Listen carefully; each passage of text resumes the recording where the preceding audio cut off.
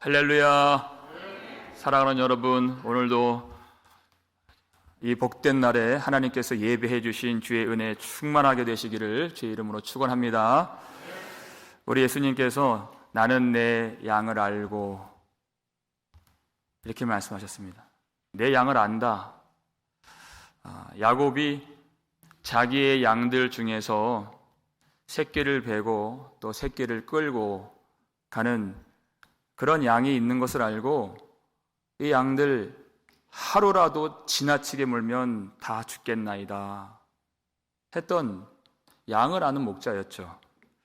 다윗도 자기 아버지의 양을 지키는 그때 사자나 곰이 나타나서 그 양을 물어가면 사꾼처럼 도망가지 아니하고 그 짐승을 쫓아가서 그것을 쳐서 그 새끼 양을 건져내었고 그 짐승이 다시 덤비려고 하면 그 수염을 잡고 쳐서 죽였나이다 이렇게 했습니다. 야곱도 다윗도 자기 양의 약함을 알고 자기의 목숨을 바쳐서 그 양을 건져낸 목자였는데 우리 주님이 내가 내 양을 안다 하신 이 말씀이 여러분 얼마나 엄청난 말씀인지 오늘 우리 이 시간에 그 말씀의 깊은 뜻을 하나님이 깨우쳐 주시는 은혜가 있기를 주의 이름으로 축원합니다. 우리의 약함을 아신다는 것입니다. 오늘 특별히 오늘 몸이 약하고 여러 가지 어려운 형편 속에서 예배 나오신 분들에게 하나님이 갑절의 은혜를 주시기를 주의 이름으로 축원합니다. 그 약함을 아시는 주님께서 자기의 목숨을 다 바쳐서 이 세상이라고 하는 그리고 죄악이라고 하는 그 맹수에게서 우리를 건져내신 그 영생을 우리가 받았다 하는 것이 예수님이 양을 아신다 그 뜻이에요. 우리에게 영생을 주셨다는 것입니다. 그래서 양도 나를 아는 것이 이렇게 말씀하셨죠. 그것을 무엇으로 비유하셨습니까? 주님과 우리와의 그 관계를 아버지께서 나를 아시고 내가 아버지를 아는 것 같이 목자와 양이 안다 그랬어요. 그 교제는요 우리가 상상할 수도 없는 영광스러운 교제입니다. 아마 그런 분 계실 거예요. 미국에서 산 지 한 20년, 30년 더 오래 되실 수도 있고 되셨지만 한국에 이제 늙은 노모가 계세요. 그러니까 여기 사는 것이 마음이 편치 않죠. 그래서 어렵사리 시간을 마련해서 어머니를 만나러 갑니다. 그러면 기대와 이 기쁨으로 가득할 것 같은데 그럼 실상 해보시면 어때요? 마음이 썩 편한 것은 아니에요. 왜냐하면 이 땅에서의 우리 사이의 교제는 항상 무엇인가로 제약을 받고 있기 때문입니다. 시간의 제약을 받고 있죠. 이제 오늘 뵈면 오늘 떠나면 다시 그 노모를 언제 볼지 몰라요. 물질의 제약이 있죠. 몸 편하게 다 해드릴 수 없는 죄송한 마음, 불편한 마음이 있습니다. 공간의 제약이 있죠. 멀리 있어 쉽사리 뵐 수 없습니다. 또 불쑥불쑥 튀어오는 복잡한 상황과 또 상처들이 그 교제를 방해할 때가 많이 있어요. 그러니까 한국에 갔다 와도 기대했던 것만큼 썩 편하지 않을 때가 많이 있어요. 이것이 우리 사이의 교제예요. 근데 여러분 상상해 보십시오. 아버지께서 그 아들을 아시고 그 아들이 아버지와 교제하시는 그 속으로 우리를 넣어주신다는 것이에요. 여러분 성부 하나님과 성자 예수님 사이의 그 교제를 누가 방해하겠어요? 어떤 환난이 있고 또 상처가 있고 또 죽음이나 질병이나 그 영원한 시간 속에서 무한한 영광과 권능과 완전한 사랑 안에서 그 교제하시는 그 기쁨의 교제를 누가 맡겠느냐 하는 것이에요. 놀라운 것은 그 완전한 권능과 사랑 안에 그 교제 속에 우리를 넣어주시겠다는 것입니다. 그것이 목자 되신 예수님이 우리를 아시고 우리가 예수님을 아는 그 영생의 즐거움이라는 것입니다. 그것은 우리가 죽고 천국에 가서 경험하는 것이 아니라 지금 이 순간 이 땅에 발붙이는 삶 속에서도 경험할 수 있는 영생의 복락인 줄 믿으시길 바랍니다. 복음의 능력입니다. 로마서 8장 35절을 볼까요? 읽겠습니다. 누가 우리를 그리스도의 사랑에서 끊으리요? 환난이나 곤고나 박해나 기근이나 적신이나 위험이나 칼이랴. 아멘. 누가 우리를 그리스도의 사랑에서 끊으리요? 그랬어요. 여러분, 우리가 예수를 믿는다 하는 것은 가장 위대하고 강하신 분의 사랑을 우리가 받고 있다 하는 것입니다. 그 교제를 누가 막겠습니까? 누가 방해하겠습니까? 이 땅에 있는 그 환난이 우리 주님보다 강합니까? 그렇지 않다는 것이에요. 우리가 당하는 그 고생이, 그 고난이 주님보다 위대합니까? 그렇지 않다라는 것이에요. 이 땅에서 경험하는 모든 시련과 시험들은 주님을 이길 수 없는 것입니다. 우리가 그래서 믿습니다. 여러분, 이 복음의 실제를 우리가 경험하지 못한다면 그 복음은 살아있는 복음이 아닙니다.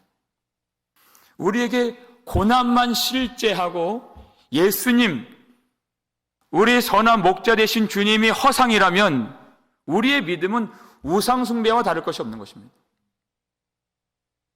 예수님은 이미 세상을 이기셨고 우리 속에 만물보다 크신 주님이 거하심을 여러분 믿으시고 경험하시길 바랍니다.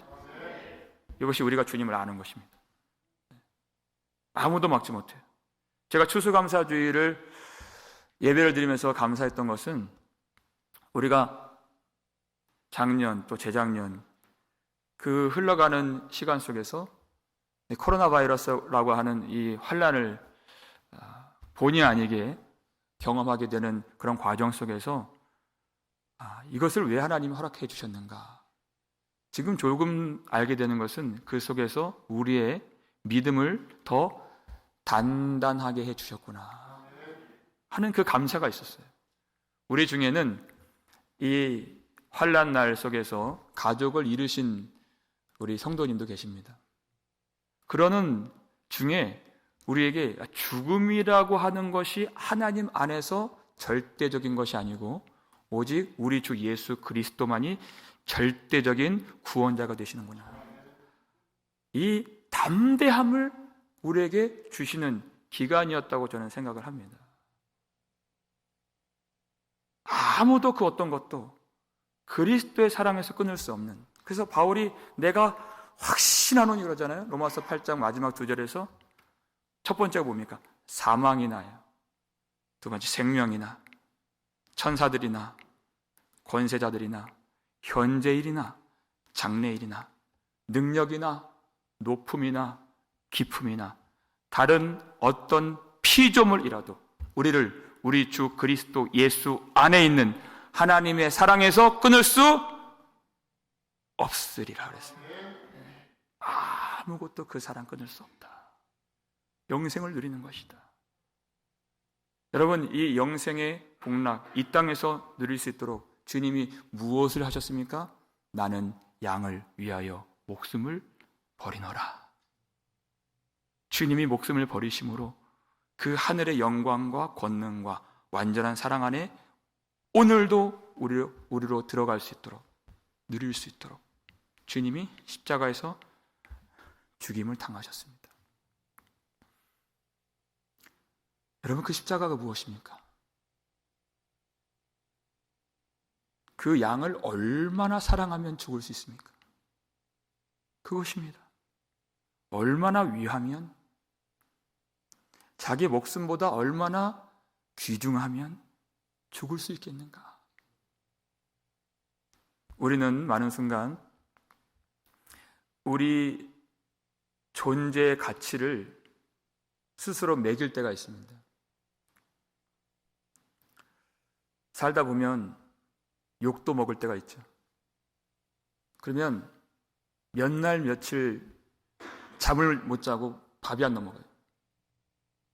그 욕 들어먹은 그 비난이 내 존재의 가치로 인식이 되는 것이. 어떨 때는 내가 가진 소유가, 재산이 얼마 되지 아니하면 내 존재의 가치도 그렇게 싸구려인 것처럼 생각이 들어요. 그리고 우울하고 살 소망이 없고 또 비교의식에 빠지고 절망이 되죠. 어떨 때는 내가 행한 그 업적으로 내 존재의 가치를 매기고 싶을 때가 있어요. 그래서 내 이름의 영광을 버리지 못할 때가 많이 있는 것입니다. 근데 우리가 이 십자가를 바라보면 우리의 존재 가치는 그런 것들과 전혀 상관이 없다는 것을 우리가 발견하게 됩니다. 오직 한 가지, 우리 예수 그리스도의 목숨값, 그 보혈의 그 값만이 우리의 존재 가치를 설명해 주는 유일한 말씀이라는 것입니다. 우리가 얼마나 귀한가? 내가 너희를 위하여 대신 죽을 만큼 너희는 소중한 자녀란다. 내가 너희를 죽을 만큼 내가 너희를 사랑하노라. 여러분, 이 복음 외에 어떤 것도 마음에 남지 않도록 마음을 지키시는 은혜가 있기를 주의 이름으로 축원합니다. 그러면 세상을 이길 수 있습니다. 어떤 다른 것들은 우리의 존재 가치를 전혀 설명해 주지 못하는 것들입니다. 거짓입니다. 우리 구주 예수 그리스도의 십자가, 우리를 얼마나 귀하게 여기시고 얼마나 사랑하시는가. 물론 그 전에는 가치가 없는 그런 인생이었지만 우리를 가장 비싼 값에 사셨습니다. 그것이 우리 하나님의 사랑입니다. 여러분, 그 사랑의 깊이를 깨닫는 이 예배 시간 되기를 제 이름으로 축원합니다. 우리 16절 보시면 그 사랑의 너비가 어떠한가 우리가 알 수 있어요. 읽겠습니다. 또 이 우리의 들지 아니한 다른 양들이 내게 있어 내가 인도하여야 할 터이니 그들도 내 음성을 듣고 한 무리가 되어 한 목자에게 있으리라. 아멘. 이 우리의 들지 아니한 다른 양들도 내게 있다. 여러분, 그 양들이 어떤 누군가를 말하는 것입니까? 하나님의 약속 안에 있지 않는 것처럼 보이는 이방인들이죠. 지금은 세상을 쫓아 살고 있고 지금은 그 우리 안에 들지 않고 하나님을 대적하면서 사는 자들인 것 같지만 그 속에 주님께서 영생을 주시기로 작정된 영혼이 있다는 것입니다. 세상에 있는 것처럼 보이지만 그들은 내게 있어 주님 안에 있는 백성이라는 것입니다. 그들이 주님의 사람이 된다는 것 자기들도 몰랐어요. 우리도 마찬가지 아니에요? 여러분, 저는 제가 정말 목사가 될지 몰랐습니다. 한 번도, 제가 25살 이전에 한 번도 목사가 되리라 생각해 본 적이 없어요. 우리는 아닙니까? 여러분, 하나님께서 우리 인생에게 행하신 그 가장 큰 기적이 무엇입니까? 우리로 예수를 믿게 하셨다는 것입니다. 이 자리에 앉아있는 것 자체가 가장 놀라운 기적이라는 거죠. 어떻게 우리 같은 사람이 여기 앉아있습니까? 우리가 선교보고 같은 거 하면은 선교사님들이 사진 보여주시면서 저 지구 반대편 그 미전도 종족이라고 하죠. 아직 복음이 들어가지 않은 미전도 종족, 그래 헐벗고 굶주린 어떤 그런 사람들을 보여줘요. 그들과 우리가 무엇이 다르냐 하는 것이. 우리 민족의 역사를 보십시오. 우리가 언제부터 예수를 믿었습니까? 어떤 은혜를 주셨길래 이런 축복을 우리가 누리는 것입니까? 우리가 무엇을 잘했길래 하나님이 선교사님들을 보내주셔서 이 복음을 받고 교회가 세워지고 병원이 세워지고 학교가 세워져서 이런 조국이 되었습니까? 우리가 한 것이 하나도 없다는 것입니다. 하나님의 은혜인 것입니다. 예수님이 이미 이 우리에 들지 않는 양들도 내게 있다, 이 비전을 품으시고 이 비전을 이루시기 위해서 십자가에 죽으신 것입니다. 그래서 이루어진 것입니다. 이 하나님의 뜻은 아주 오래전부터 하나님의 그 심장, 그 중심에 있었던 뜻입니다. 하나님이 아브라함을 부르셔서 약속을 주시는데 아들을 못 낳아요. 그러니까 사레가 애굽의 그 여종 하갈에게 들어가서 아들을 낳아라 그래요. 그러더니 아브라함이 그렇게 하고 하갈이 임신을 했습니다. 하갈이 자기가 임신을 하니까 여주인을 멸시해요. 그래서 사레가 쫓아버려요. 임신한 여인이 아이를 지금 베고 있는데 광야 한복판에서 어디를 갑니까? 오늘 당장 어디서 자며 오늘 먹을 것이 어디 있어요? 임신한 여인이 어떻게 삽니까 혼자? 애굽 여인이에요. 그 속에 있는 씨도 약속의 아들이 아닙니다. 근데 하나님이 그를 만나주셨어요. 네가 아들을 낳으리니 이름을 이스마엘이라 하라. 이는 여호와께서 내 고통을 들으셨음이니라. 그 여인의 고통 소리를 하나님 들으셨다는 거예요. 내가 너의 씨를 번성하게 하여서 수가 심히 많아 셀 수 없게 하리라. 그때 하갈이 하나님을 만났어요. 그 하나님이 어떤 하나님이라고 고백을 합니까? 창세기 16장 13절 말씀 읽겠습니다. 하갈이 자기에게 이르신 여호와의 이름을 나를 살피시는 하나님, 이는 내가 어떻게 여기서 나를 살피시는 하나님을 배웠는고 함이라. 가당치 않죠. 이스라엘 백성들이라면 하나님을 만나는 것이 너무나도 당연한 일인데 나같이 애굽 여인이 자격 없는 이런 죄인이, 여주인을 멸시한 이런 불의한 여인이 어떻게 내가 여기서 나를 살피시는 하나님을 만날 수 있었겠습니까? 하나님은 나를 살피시는 하나님이십니다. 그 양 우리에 들지 않았던 이 하갈마저도 하나님은 살 길을 열어주시고 다시 쫓겨났을 때에도 그에게 그 샘물을 보여주시고 그 목말라 죽어가는 그 아들을 다시 살려주시고 몇 번이고 하나님이 그를 만나주셨다는 것이에요. 우리가 그 은혜를 받은 것입니다. 우리는 우리에 들지 않았던 그런 약속 밖에 있었던 양들이었습니다. 그러나 그들도 내게 있다. 나는 그 우리 밖에 있는 양들을 위하여도 목숨을 버리노라. 여러분, 이 사랑을 받은 자들이 이제 어떻게 살아야 되겠습니까? 자격 없는 우리에게 성령을 주시고 예수를 믿게 하시고 하늘과 땅의 권세를 다 가지신 예수님이 우리 안에 거하시는데 이제는 우리의 삶의 목적이 무엇입니까? 마태복음 28장 가장 마지막 장 마지막 두 절이죠. 그러므로 너희는 가서 모든 민족으로 제자를 삼아 아버지와 아들과 성령의 이름으로 세례를 베풀고 내가 너희에게 분부한 모든 것들을 가르쳐 지키게 하라. 볼지어다 내가 세상 끝날까지 너희와 항상 함께 있으리라. 아멘. 이것이 우리의 새로운 길이 되었고 사명이 되었다는 것입니다. 그러므로 너희는 가라 하신 것입니다. 주님의 마음이 있는 곳으로 가라.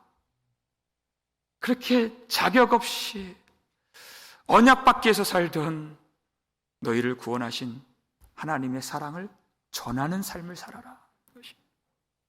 그것이 우리의 생명의 길이 된 것입니다. 오직 예수 그리스도의 복음을 전함으로써 하나님을 우리가 언제 경험할 수 있습니까? 볼지어다 세상 끝날까지 내가 너희와 항상 함께 있으리라 그랬어요.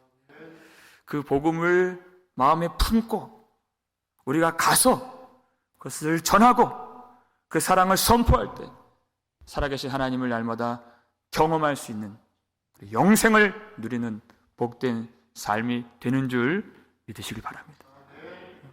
우리가 그것이 바로 주님을 아는 것입니다.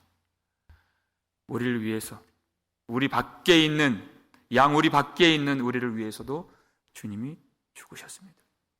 주님은 그렇게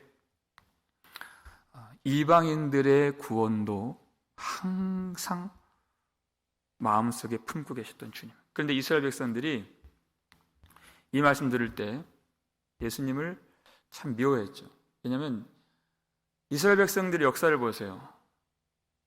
애굽에서 430년간 수치를 받았죠.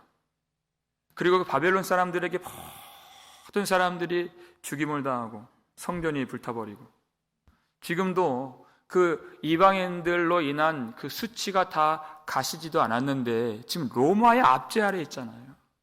그러니까 이방인들을 구원하시겠다고 하시는 그 말씀이 은혜가 됩니까? 아니요, 전혀 은혜가 안 되는 것이에요. 그러니까 하나님이 요나를 니느웨로 가라, 가기 싫다는 것입니다. 복음 전하기 싫다는 것이, 그들이 구원받는 꼴 못 보겠다는 것입니다. 니느웨 사람들은 이스라엘 백성들 그 피부 가죽을 벗겨서 죽인 사람들이에요. 내가 어떻게 그 사람들에게 복음을 전합니까? 안 됩니다. 못 갑니다. 그래서 하나님이 그 생각과 그 계획을 꺾으시고 돌아가게 만들어 주신 것이. 여러분, 우리가 예수님이 우리를 위해서 죽으신 그 사랑을 알면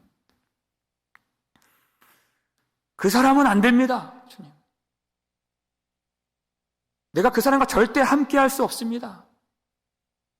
그 사람도 천국 가고 나도 천국 가면 거기는 천국이 아닙니다. 그런 마음이 절대 들 수가 없는 것입니다. 우리는 싫은 사람은 절대 싫죠. 그것은 우리가 예수 그리스도의 사랑으로 마음이 젖어 있지 않고 있다, 그 뜻이에요.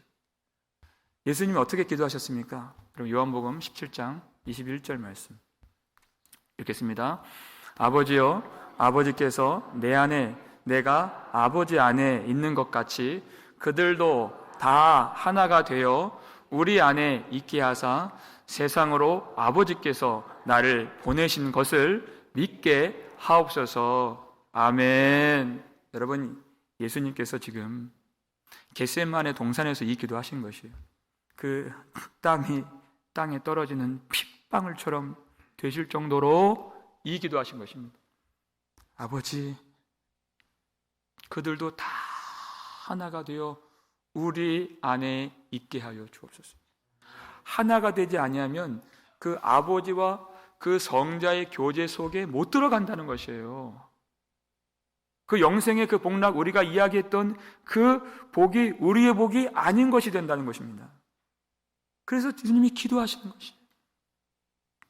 그들도 다 하나가 되어서 사람의 생각이나 사람의 모든 형편들이나 역사 속에서 당했던 모든 수치나 상처, 그런 것들이 보이지 않고 우리를 위해서 오로지 목숨을 버리신 예수 그리스도만 나타나게 하시고 그리스도만 보게 해 주셔서 하나 될 수 있는 은혜를 예수님이 먼저 기도하신 것입니다.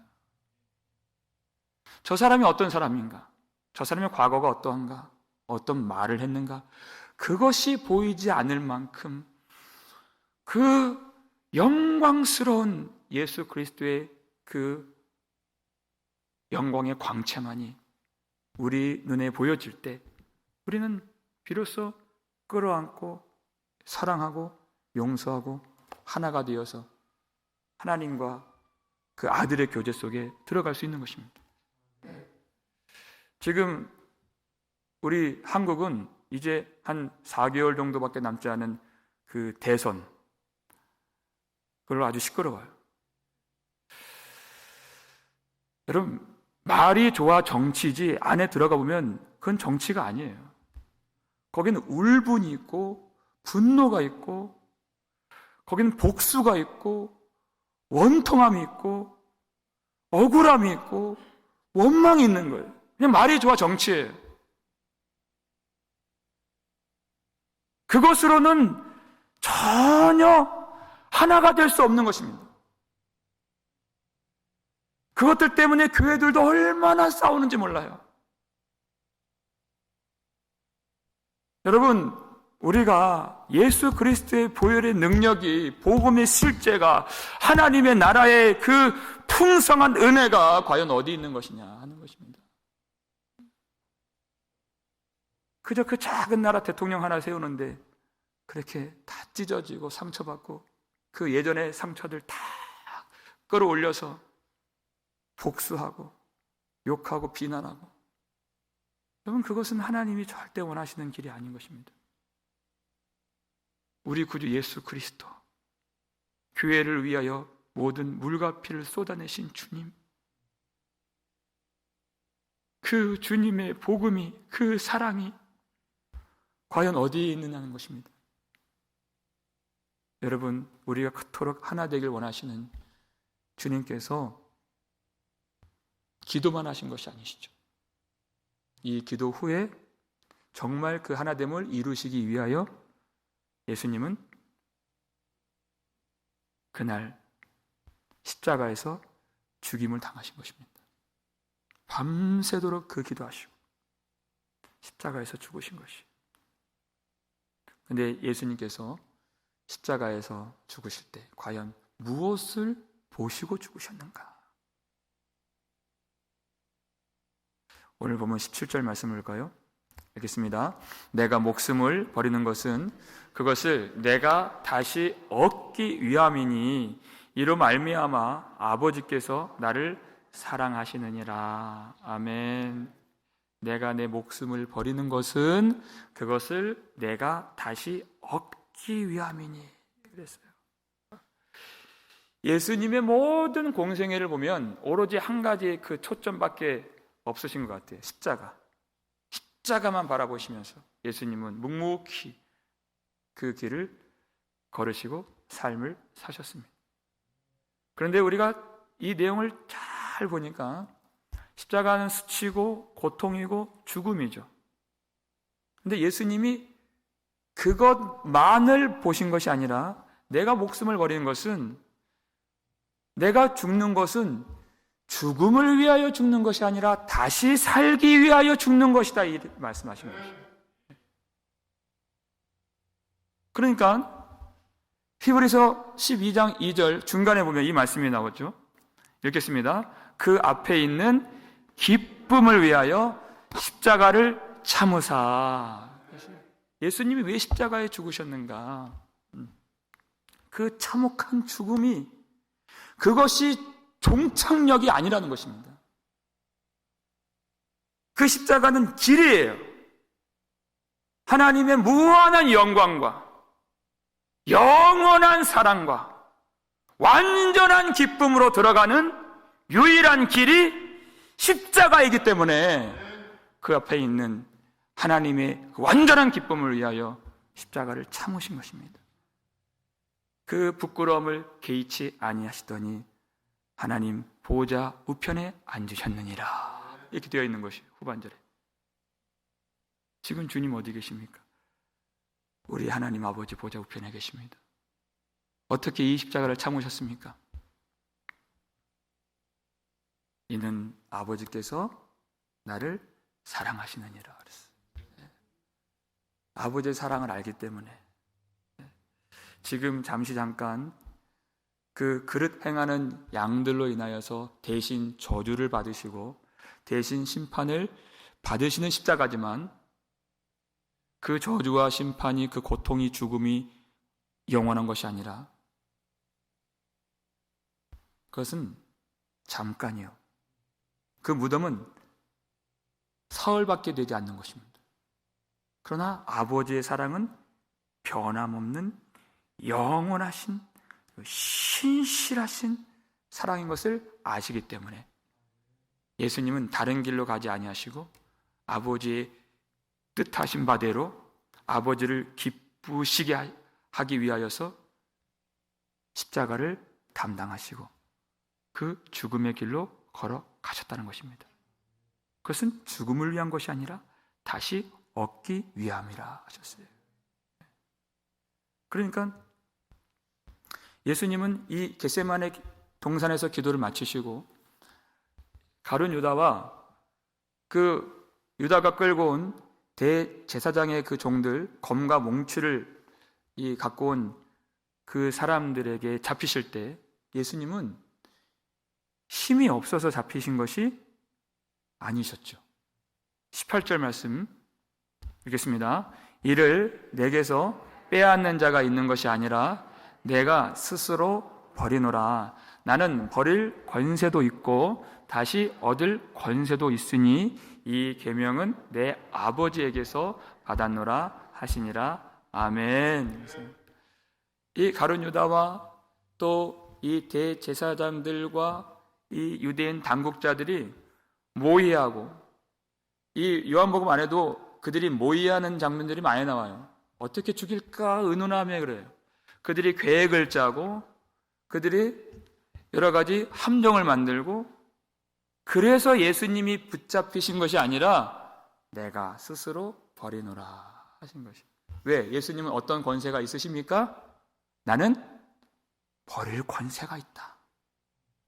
우리에게는 이 버릴 권세 없습니다. 내가 내 존재, 내 생명 어떻게 버립니까? 나는 버릴 권세가 있다. 그런데 여러분, 이 버릴 권세가 어디에서 오는 권세입니까? 다시 얻을 권세에서 이 버릴 권세가 나오는 것입니다. 아버지의 사랑이 그 속에 계시기 때문에 이 권세가 나오는 것이에요. 아버지의 사랑을 모르면 못 죽죠. 죽을 수가 없죠. 불안하죠. 두렵죠. 내 힘으로 살아야 됩니다. 아버지의 사랑이 없기 때문이에요. 내 아버지의 사랑이 있기 때문에, 아버지의 계명이 있기 때문에, 아버지의 말씀이 있기 때문에, 아버지가 그 속에 거하시고 또 예수님이 아버지 안에 거하시기 때문에 예수님은 버릴 권세가 있으셨습니다. 예수님을 생각하면, 그리고 우리가 제자도라고 하죠. 예수 그리스도의 길을 따라가는 제자도를 생각하면 참 어려워요. 그렇죠? 예수님은 고난당하시고 고뇌하시고 어려움을 힘써 참아내시고, 우리도 참아야 하고 우리도 고난받고 우리도 고통당하는, 이게 복음이요 제자도라는 말이에요. 그러니까 참 은혜가 있을 때는 끄덕끄덕 아멘도 하는데 이게 어렵습니다. 어려워요. 그런데 여러분, 우리가 오해를 하면 안 되는 것이, 예수님은 우리가 상상할 수도 없을 정도로 참 행복자가 되신다. 모든 사람들은 다 행복하려고 살아요. 그런데 그 길을 모르죠. 그래서 세상에서 또 쾌락으로, 어떤 중독으로, 자기 성공으로, 계획으로 참 길을 모른다는 것이에요. 근데 예수님만이 참 길을 아시고 예수님 자신이 참 길이 되심을 믿으시길 바랍니다. 네. 나는 버릴 권세도 있고 다시 얻을 권세도 있노라 하는 것이에요. 하나님이 주시는 그 완전한 기쁨, 그 무한한 영광, 영원한 사랑, 더 나은 나라를 예수님이 하시고 더 나은 생명을 하시고 우리가 스스로 누릴 수 없는 최고의 기쁨을 주님이 누리시기 위하여서 십자가에서 죽임을 당하시고 부활의 권능을 예수님이 누리시고 하나님 보좌 우편에 앉아 계신다는 것입니다. 그 길로 우리를 부르시는 것입니다. 참된 기쁨, 최고의 행복, 영원한 나라로 우리를 불러주신다는 것입니다. 우리에게는 버릴 권세가 없죠. 여러분 기억하십시오. 버릴 권세가 있으신, 하늘과 땅의 모든 권세를 가지신 예수님이 우리 속에 계신다는 것입니다. 요나도 버릴 권세가 없었어요. 그러니까 배 타고 욥바에서 다시스로 가려고 했죠. 버릴 권세가 없으니까 하나님이 큰 풍랑을 보내시는 것이에요. 여러분, 이것은 인생의 비극이 아닙니다. 하나님의 축복의 선물인 것입니다. 그래서 회개와 감사와 하나님의 영광의 전으로 들어가게 하셨잖아요. 여러분, 욥도 마찬가지입니다. 버릴 권세를 하나님이 주시는 것이에요. 하나님이 버리게 하시고 하나님이 회개를 주시고 하나님 자신을 주셨습니다. 이것이 성도의 길인 것입니다. 우리가 그런 일을 만날 때, 그리고 우리가 주님 앞에서 살아갈 때 순간순간 어떻게 해야 되는가? 딱 한 가지입니다. 우리가 아까 살폈던 히브리서 12장 2절 앞부분 말씀 읽겠습니다. 믿음의 주요 또 온전하게 하시는 이인 예수를 바라보자. 아멘. 내게 능력 주시는 자 안에서 내가 모든 것을 할 수 있느니라. 아멘. 그 버릴 권세를 가지신 예수님이 어디에 계십니까? 우리 안에 계심. 기억하시기 바랍니다. 네. 주님은 최고의 행복자셨습니다. 그리고 지금도 우리를 위해서 기도하시고 우리의 길을 인도해 주시고 우리를 주님 계신 곳으로 인도해 주시는 선한 목자가 되십니다. 우리가 주님을 바라볼 때 여러분, 죽음도 두려운 것이 아닙니다. 이 세상 아무것도 아닙니다.